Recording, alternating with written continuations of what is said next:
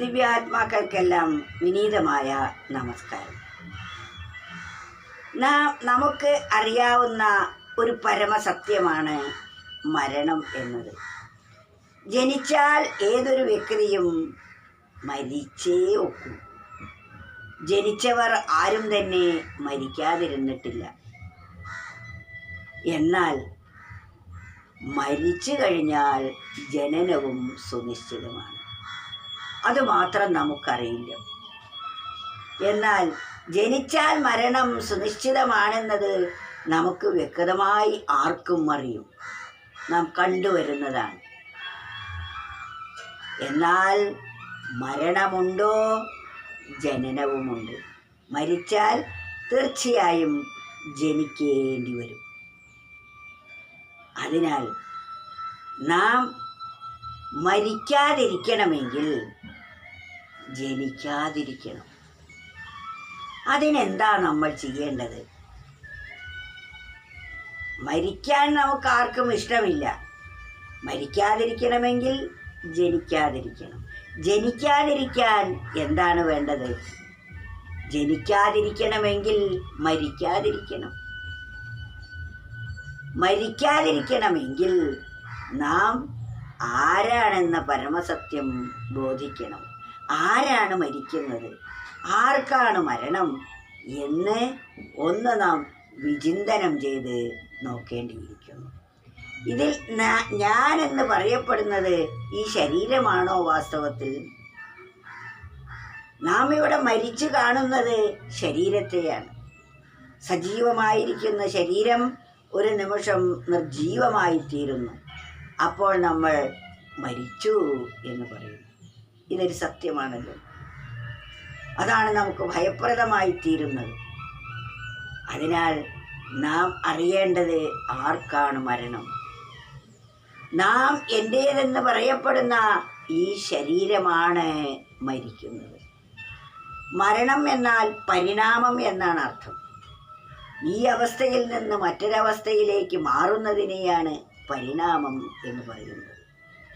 എന്നാൽ ഈ ശരീരമാകട്ടെ അനുനിമിഷം പരിണമിച്ചുകൊണ്ടേയിരിക്കുന്നു. നമ്മുടെ കുട്ടിക്കാലം, അച്ഛൻ്റെ ബീജമായിരുന്ന നാം ഓരോരുത്തരും അമ്മയുടെ ഗർഭത്തിലെത്തി പരിണമിച്ച് 10 മാസം കൊണ്ട് നമുക്കൊരു ശരീരം കിട്ടി. ആ ശരീരം പുറത്തു വന്നു. അവിടെയും പരിണാമം നിലയ്ക്കുന്നില്ല, അത് രൂപാന്തരപ്പെട്ടുകൊണ്ടേയിരിക്കുന്നു. ജനിച്ച മാത്രയിൽ നമ്മൾ നിശ്ചലമായി കിടക്കുന്നു. ശ്വാസമുണ്ട്. അതും കഴിഞ്ഞാൽ പിന്നെ കരയുന്നു. കുറച്ച് കഴിയുമ്പോൾ കൈകാലിട്ടടിക്കുന്നു. പിന്നീടത് കവന്ന് കിടന്ന് നീന്തുന്നു, മുട്ടുകുത്തുന്നു, പറ്റടി വെച്ച് നടക്കാൻ തുടങ്ങുന്നു, പിന്നെ ഓടുന്നു.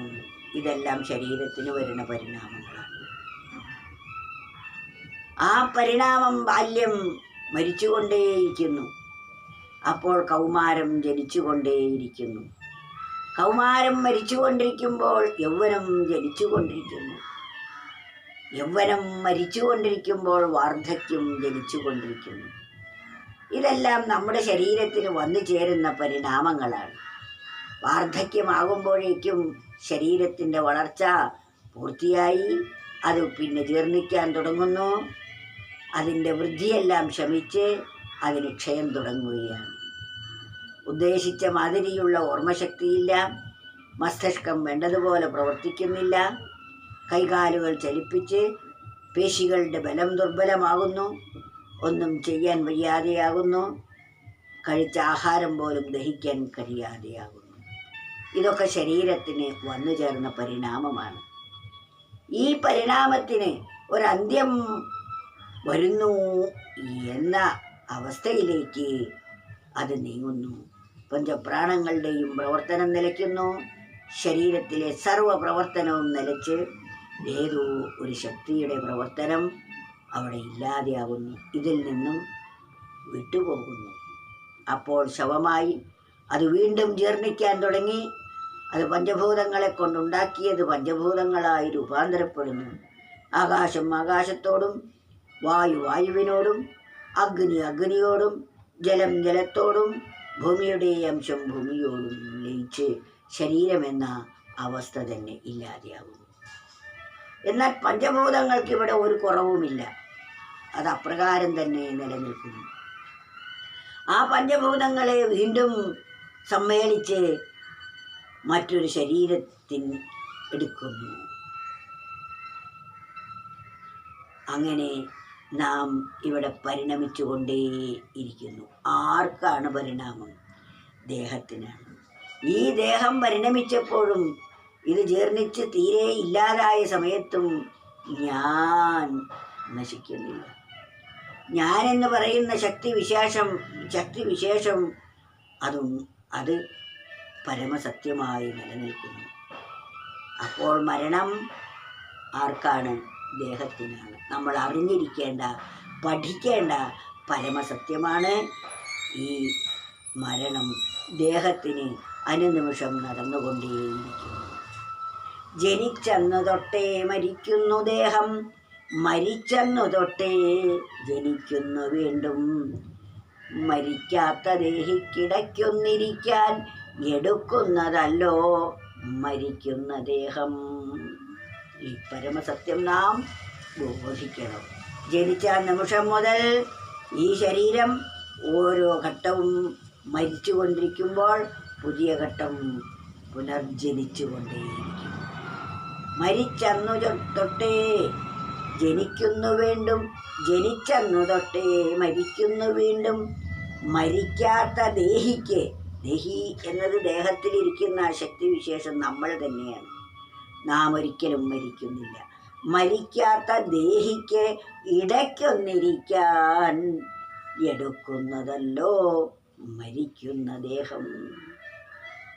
ഈ ജനിക്കുകയും മരിക്കുകയും ചെയ്യാത്ത ദേഹിക്ക് അല്ലെങ്കിൽ ആത്മാവിന് ഇടയ്ക്കൊന്നിരിക്കാൻ എടുത്തതാണ് ദഹിച്ചുകൊണ്ടിരിക്കുന്ന ഈ ശരീരം.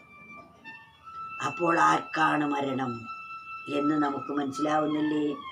ഈ ഞാനെന്ന് പറയപ്പെടുന്നതിന് ജനനമോ മരണമില്ലെങ്കിൽ ജനനവുമില്ല. ഇത് ബോധിക്കണം നമ്മൾ ഈ ശരീരം വിട്ടുപോകുന്നതിന് മുമ്പേ.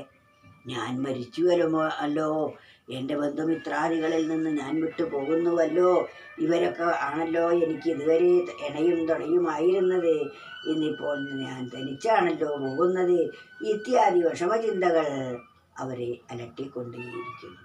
ഭയപരിഭ്രമങ്ങൾ. ഇതെല്ലാം ഇല്ലാതാകണമെങ്കിൽ നമ്മുടെ പരമസത്യം നമ്മൾ ബോധിക്കണം. മരണം എന്നത് ദേഹം മരിച്ചുകൊണ്ടേയിരിക്കുന്നതാണ്. കുട്ടിക്കാലം മരിച്ചപ്പോൾ കൗമാരൻ നാം സങ്കടപ്പെട്ടിട്ടില്ല. കൗമാരം മരിച്ചപ്പോഴും നമുക്ക് കരച്ചിൽ വന്നിട്ടില്ല. അപ്പോൾ അടുത്ത ഘട്ടം നമുക്കുണ്ടായിരുന്നു. അതാണ് നമ്മളറിയാതെ കൗമാരഘട്ടം കഴിഞ്ഞ് പരിണമിച്ച് യൗവനത്തിലേക്ക് പ്രവേശിക്കുന്നു. അതിനെ സ്വീകരിക്കാൻ നമുക്ക് മനസാന്നിധ്യമുണ്ടാകുന്നു.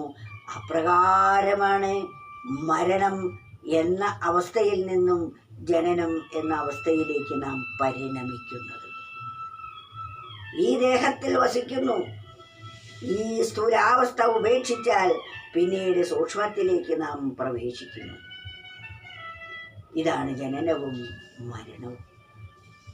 ഇപ്രകാരം ഇത് ബോധിച്ചു കഴിയുമ്പോൾ മരണഭയം നമുക്ക് നഷ്ടമായില്ലേ? ഇനി മരണത്തെക്കുറിച്ച് നാം എന്തിനു ഭയപ്പെടണം? ഞാനല്ല, നമ്മൾ ആരും തന്നെ മരിക്കുന്നില്ല. ശരീരം മരിക്കാതിരിക്കാനും കഴിയില്ല. കാരണം അത് പരിണമിച്ചുകൊണ്ടേയിരിക്കുന്നതാണ്. ആ പരിണാമത്തെ ഇല്ലാതെയാക്കാൻ പ്രകൃതിയിലെ ഒരാൾക്കും ഒരു വസ്തുവിനും സാധ്യമേ അല്ല. ഇത് ബോധിച്ചാൽ നാം ഉടുത്ത വസ്ത്രം അഴിച്ചു മാറ്റുന്നത് പോലെ മാത്രമാണ് മരണം എന്ന് നമുക്ക് ബോധ്യമാകും. ഇതാണ് നാം പഠിച്ചിരിക്കേണ്ടത്. അതിനാൽ നമ്മൾ അറിഞ്ഞിരിക്കേണ്ട പരമസത്യം എന്തോ അത് അറിയുക തന്നെ വേണം. ജനിച്ചന്നു തൊട്ടേ മരിക്കുന്നു ദേഹം, മരിച്ചന്നു തൊട്ടേ ജനിക്കുന്നു വീണ്ടും. മരിക്കാത്ത ദേഹിക്കിടയ്ക്കൊന്നിരിക്കാൻ എടുക്കുന്നതല്ലോ മരിക്കുന്ന ദേഹം. ഈ സത്യപ്പോഴും നമ്മൾ ബോധിക്കുക. ഇതാണ് നമ്മൾ മനസ്സിലാക്കേണ്ട ഒരു സത്യം.